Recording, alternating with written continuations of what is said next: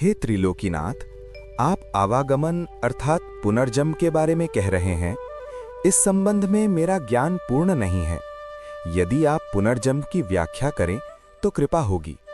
फिर कृष्ण ने कहा, पार्थ, इस सृष्टि के प्राणियों को मृत्यु के पश्चात अपने अपने कर्मों के अनुसार पहले तो उन्हें परलोक में जाकर कुछ समय बिताना होता है, जहां वो पिछले जन्मों में किए हुए पुण्य कर्मों अथवा पाप कर्मों का फल भोगते हैं।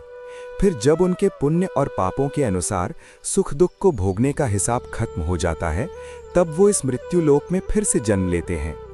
इस मृत्यु लोक को कर्म लोक भी कहा जाता है, क्योंकि इसी लोक में प्राणी को वो कर्म करने का अधिकार है जिससे उसकी प्रारब्ध बनती है।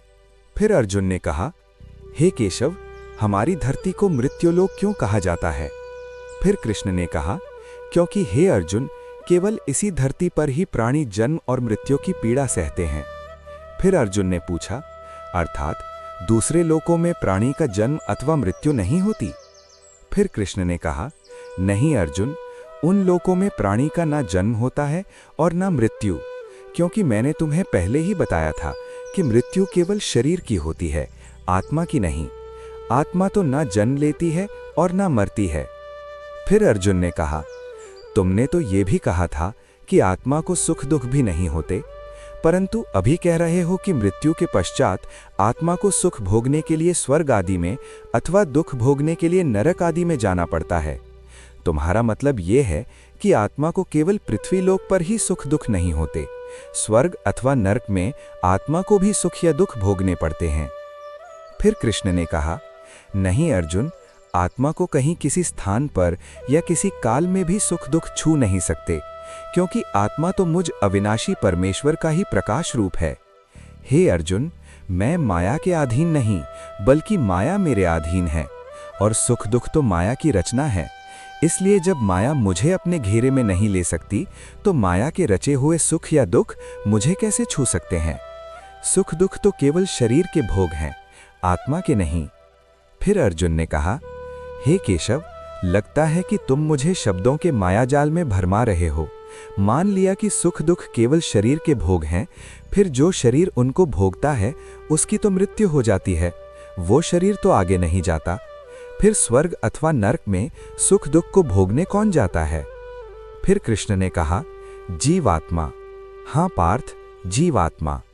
फिर अर्जुन ने कहा, ये जीवात्मा क्या है केशव? फिर कृष्ण ने कहा, देखो, जब किसी की मृत्यु होती है तो असल में जो बाहर का स्थूल शरीर है केवल यही मरता है। इस स्थूल शरीर के अंदर जो सूक्ष्म शरीर है वो नहीं मरता। वो सूक्ष्म शरीर आत्मा के प्रकाश को अपने साथ लिए मृत्युलोक से निकलकर दूसरे लोगों को चला जाता है। उसी सूक्ष्म शरीर को जीवात्मा कहते हैं। फिर अर्जुन ने कहा, इसका अर्थ है कि जब आत्मा एक शरीर को छोड़कर जाती है तो साथ में जीवात्मा को भी ले जाती है। फिर कृष्ण ने कहा, नहीं अर्जुन, ये व्याख्या इतनी सरल नहीं है। देखो, जैसे समुद्र के अंदर जल की एक बूंद समुद्र से अलग नहीं है, उसी महासागर का एक हिस्सा है। वो बूंद अपने आप सागर से बाहर नहीं जाती। हाँ, कोई उस जल की बूंद को एक बर्तन में भरकर ले जाए तो वो समुद्र से अलग दिखाई देती है। इसी प्रकार सूक्ष्म शरीर रूपी जीवात्मा उस आत्मज्योति के टुकड़े को अपने अंदर रखकर अपने साथ ले जाता है। यही जीवात्मा की यात्रा है जो एक शरीर से दूसरे शरीर में, एक योनि से दूसरी योनि में विचर रहती है। हे अर्जुन, जीवात्मा जब एक शरीर को छोड़कर जाती है तो उसके साथ उसके पिछले शरीर की वृत्तियां, उसके संस्कार और उसके भले कर्मों का लेखा जोखा अर्थात उसकी प्रारब्ध सूक्ष्म रूप में साथ जाती है।